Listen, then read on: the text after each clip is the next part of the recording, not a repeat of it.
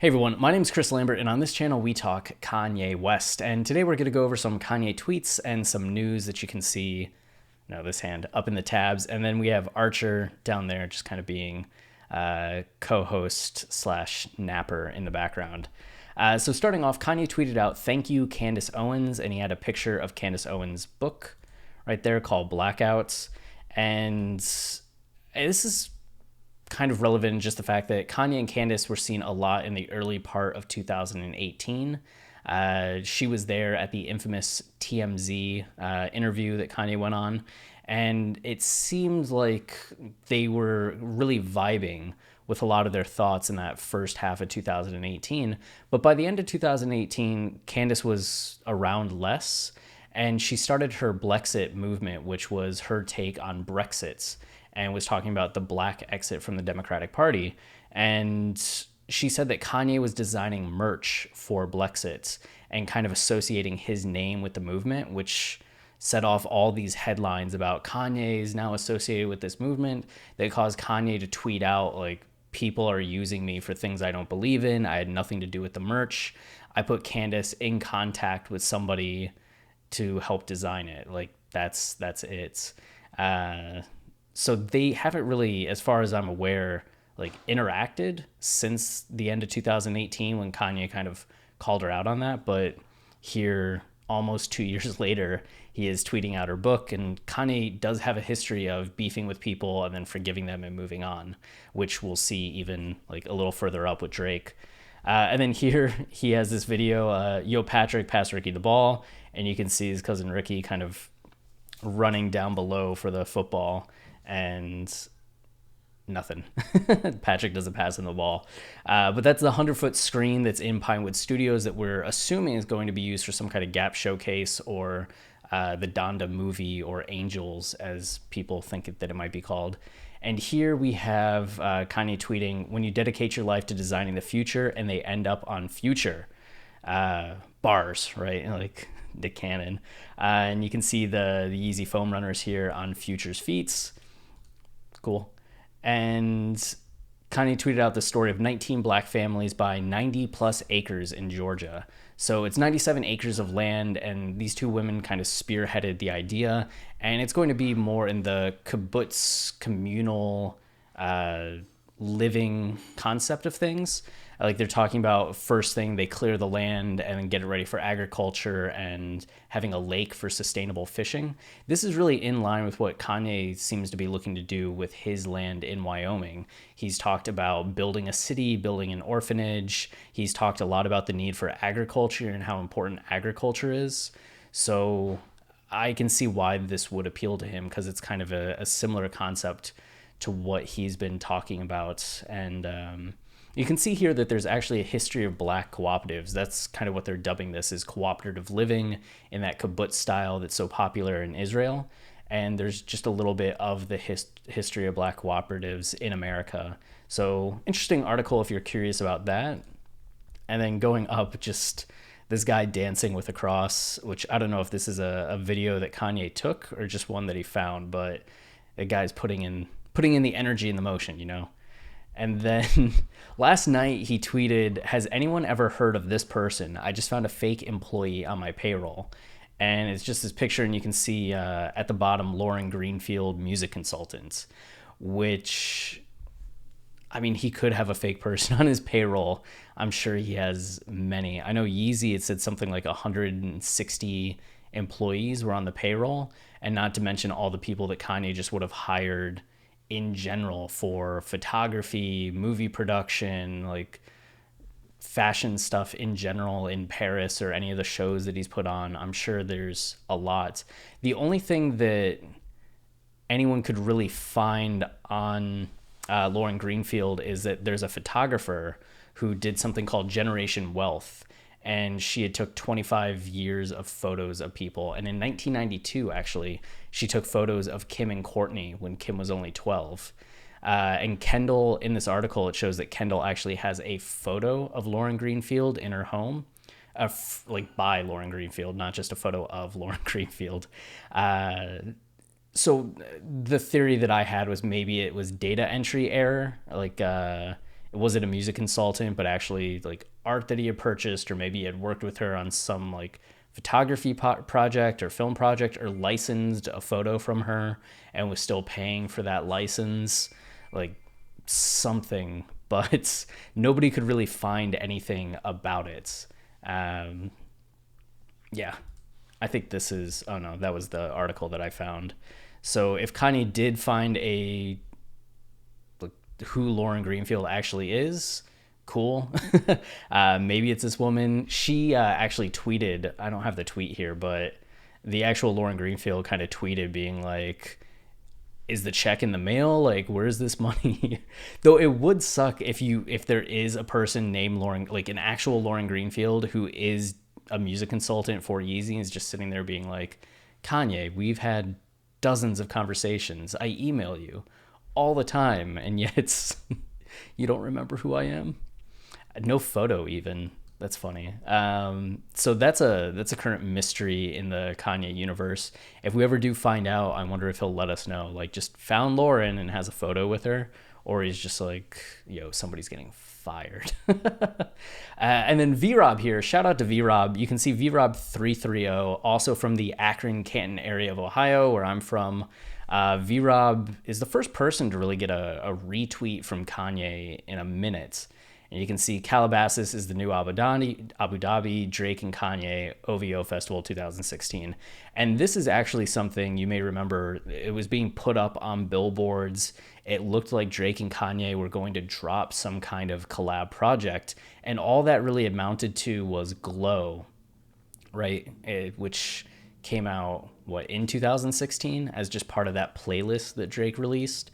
And I think Wolves was initially supposed to be a song that was a collaboration between Drake and Kanye, from what I had heard. So the two had been working together like pretty closely, which is why the falling out that they had probably doesn't seem as striking to fans as it probably is to Kanye. Like, Kanye directed one of Drake's first music videos. He helped produce for Thank Me Later. Drake sampled Say You Will back on his first mixtape. Like, Kanye was on Forever, the song that kind of broke Drake out into the mainstream. The two go back a long way, and the fact that in this 2016, 2015 time, they were starting to collaborate more and more on music, I think behind the scenes, there was definitely a friendship that was maybe deeper than what like a lot of people on the outside really saw. So the fact that the two ended up in the war or Cold War that they've been in the last couple years, I can see why Kanye would kind of be like, man, like Jay, now Drake, like, can we just make things work between us? So just tweeting out this video the same way he had tweeted out this video of Drake, like, he keeps kind of tweeting about Drake. So we'll see if that amounts to anything.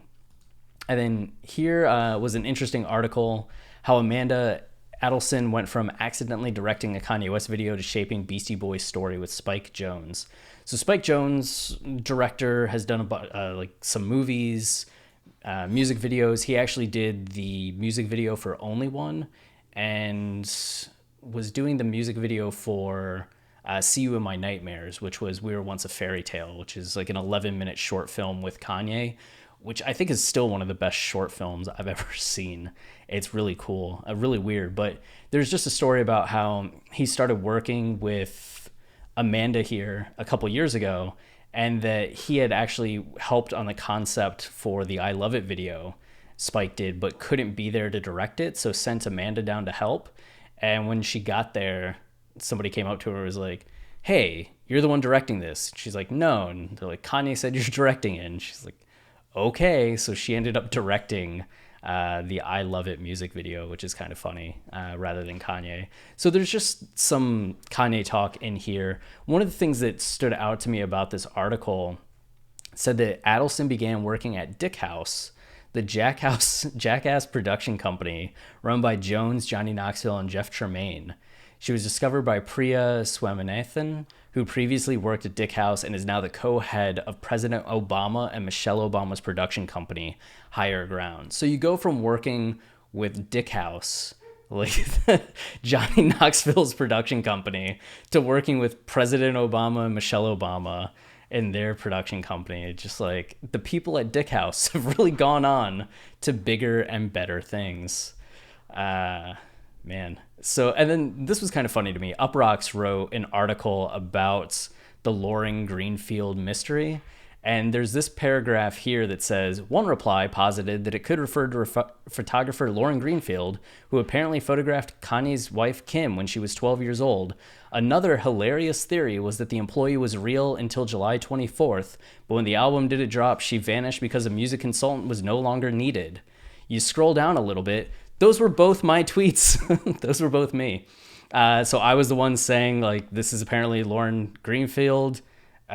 She photographed Kim when she was 12, yada, yada, yada. And then me being, maybe she was real until July 24th. So now when I talk about myself, I can just have like a quote from Uprocks that says hilarious. And, like movie posters. I'm hilarious. So you better laugh at that joke. If you can hear my wife in the background. She thinks I'm funny. I hope. And then we have two more quick. We have Addison Rae does the pantless trend in Kanye West Jesus is King sweatshirt and Adidas Yeezys. Addison Rae is a TikTok person who I guess is starting to blow up and become more popular. I saw she was cast in She's All That remake. But you can see here that she's wearing the Jesus is King sweatshirt and then some Yeezys, the Static 700 V2s. And there was a video of her doing something. TikTok dance is so bizarre to me. But nobody's sharing the video. But you can just see she's rocking the outfit. So Addison Rae confirmed wavy? ? And then lastly, political updates. The story here from Daily Beast, which you never know what you're getting into when you look at a story for Daily Beast. It says, inside Kanye's operation to rat fuck Biden in Iowa. So the headline's already, I don't know, dramatic. And you can see here just the first three paragraphs, because I'm not paying any money to be a member of Daily Beast. But it says that the A-list rapper's political team has brought on Nathan Sproul, a seasoned GOP operative who leads one of the party's go-to grassroots strategy firms. Sproul, in turn, appears to be working with an obscure GOP operative with a sketchy history of work on Sproul's behalf to build a get-out-the-vote operation for West in the swing state of Iowa. The previously unreported Iowa organizing operation doesn't appear to be particularly large or sophisticated, but it shows how a small team of committed Republicans is trying to boost West's candidacy at the expense, critics say, of Democratic presidential nominee Joe Biden.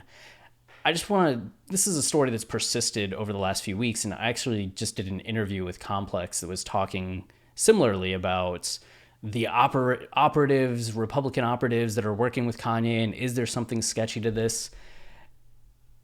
I think it's still Kanye's still hiring these people because they're consultants and strategists.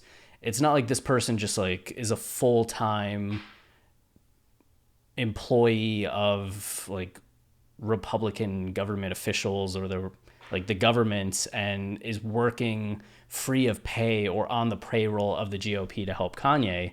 They work for a company that does political campaigns and strategies typically for Republicans, and Kanye, who identifies as a Republican, has hired one of these firms to help him in the state in which the firm works. So I still think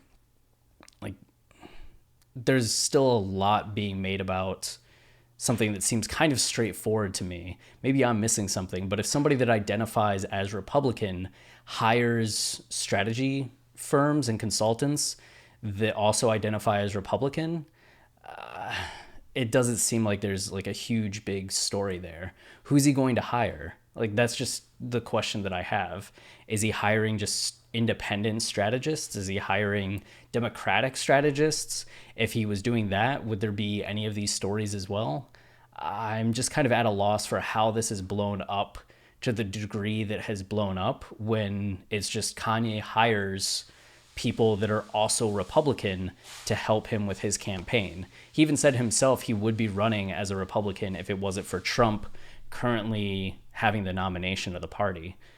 So I still don't think this is as big of a deal as some of the media outlets are reporting.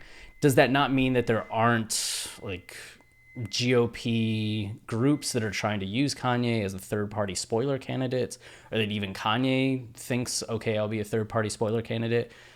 That could be happening, sure. But at the same time, this is still kind of weird that this story has taken on all this traction to me. But that's where we're at. Anyway, I think that does it for the news today. If you want to support the channel, the easiest way is liking, commenting, and subscribing. Those things tell YouTube that people like this channel, and then they show it to more people, which goes a long way. And then we also have a Patreon, patreon.com/Kanye podcast. The cool thing about that is that we're most well known for our line-by-line lyrical analysis of Kanye's discography.